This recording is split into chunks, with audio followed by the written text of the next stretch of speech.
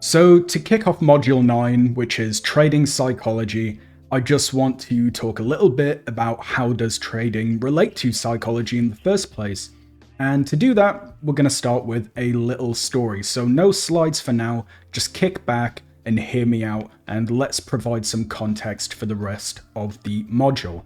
So let's say that you just started trading on a live account.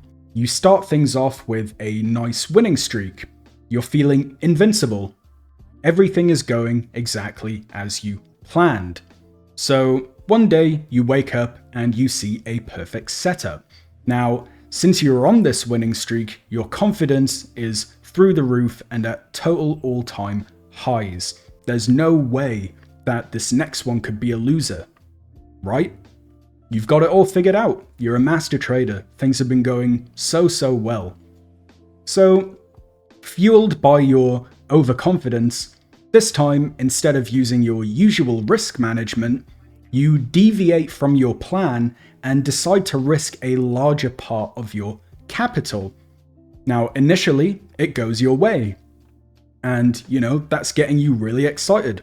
You're a master trader. Nothing can stand in your way. This is going great. Now, however, due to the unpredictable nature of the market, your trade starts to reverse and go into drawdown.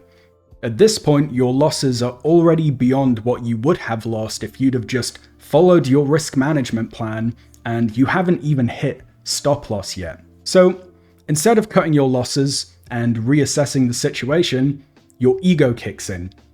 It'll bounce back. I can't be wrong. It's a perfect setup. All these kind of thoughts start flooding your mind. So, due to your ego and your stubbornness, you widen your stop loss even further, stubbornly waiting for a reversal despite all of the warning signs. Now, time continues on, and the losses are just accumulating, piling up, and now you are starting to panic. But still stubborn and unwilling to accept defeat, you desperately start to add more positions in hopes of recouping your losses until finally you run out of capital and your positions have all automatically closed. You just blew the account. Not a very happy story, right? Things started so well. What happened? Well, overconfidence, pride, ego, greed, then fear, just to name a few. Your emotions took over and caused you to deviate from your plan, and you paid the price. Now, I wish I could say that stories like this are few and far between, but the truth is, scenarios like this are extremely common and almost a rite of passage for traders in the trading world going on this journey. So, if you're going on this journey to profitability, expect to have your psychology tested and be prepared. Now, with that little story in mind and all those things said, let's move on and talk a little bit about why psychology is important in trading. So, how can psychology affect our outcomes? Going off of our previous story and just keeping that in mind, let's talk about how psychology can affect our outcomes as traders. So we're going to go through some of the cons of negative trading psychology and some pros of positive trading psychology and their effects. So let's dig into it. So here's some of the cons of negative trading psychology. There's going to be many more on your journey, as I'm sure you will either already know or will find out. But let's just get an idea of some of the cons of negative trading psychology. So first, we have lack of discipline. Now, negative psychology often results in a lack of discipline, causing you to deviate from your plan and give in to your emotions. So there we have a lack of emotional resilience. When you're experiencing things like fear, anxiety, greed, and even things like overconfidence, those things can cause traders to do things that will either halt or even just erase all of their progress. Now, These emotions can lead to things like overtrading, entering into trades too early instead of waiting for your confirmations, holding on to losses too long, and even things like not claiming profits when you should because you think you could make more. You're getting greedy. So the list of emotions and outcomes goes on, but it all comes down to the main negative impact being you didn't follow your trading plan. All that time you spent crafting your strategy backed by data and hours of testing has been totally invalidated because you weren't able to maintain a state of mind, a psychology that allowed you to stick to your own rules. So it all just ended in a lack of consistency. Due to your lack of emotional resilience, your lack of discipline, and your emotions taking over, you ultimately couldn't follow your profitable trading plan that you set up for yourself. Everything was there, everything was in place, all you had to do was do it, but you couldn't. And these are the kind of reasons why these things happen. So let's move on and talk about some of the pros of positive trading psychology and some ideas of what positive trading psychology looks like. So let's move on to that.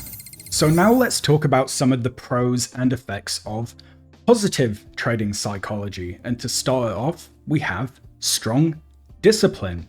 So good trading psychology promotes good discipline, which in turn means that you are able to stick to your trading plan and not allow your emotions to take you off track. Now, for this, we also need a good level of self-awareness. Being self-aware and able to stick to your plan and stay consistent when experiencing emotions such as fear, greed, overconfidence, or any of the emotions, both negative and positive, that we spoke about, is the key to being a profitable trader.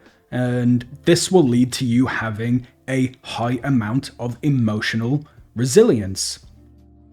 Now, a trader that maintains a strong psychology will enjoy many benefits, such as better decision making, improved adaptability in the markets, and above else, consistency.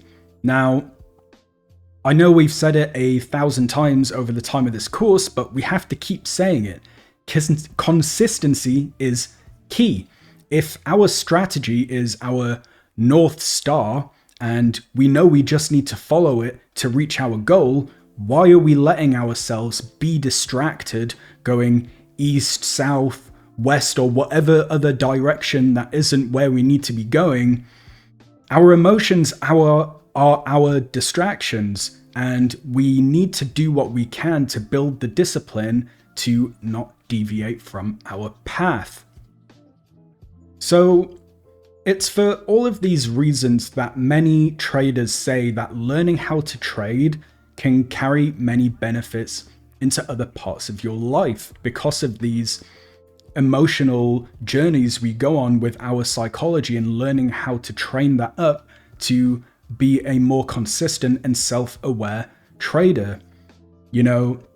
Trading psychology and developing emotional resilience in general is a never-ending journey, and there's always something new to learn, and there is always room for improvement. So listen to the lessons the charts are teaching you, not just the technical ones, but the mental ones as well, and get ready to go on a journey of self-awareness and growth. So this is all great, and now we understand how psychology relates to trading and why it's important and the effects of it, both good and bad. But how can we start working on and develop a good trading psychology? Well, it's an endless rabbit hole, but let's go to the next section, and hopefully I can share with you some good resources and starting points and get you on this journey. So let's go ahead and do that.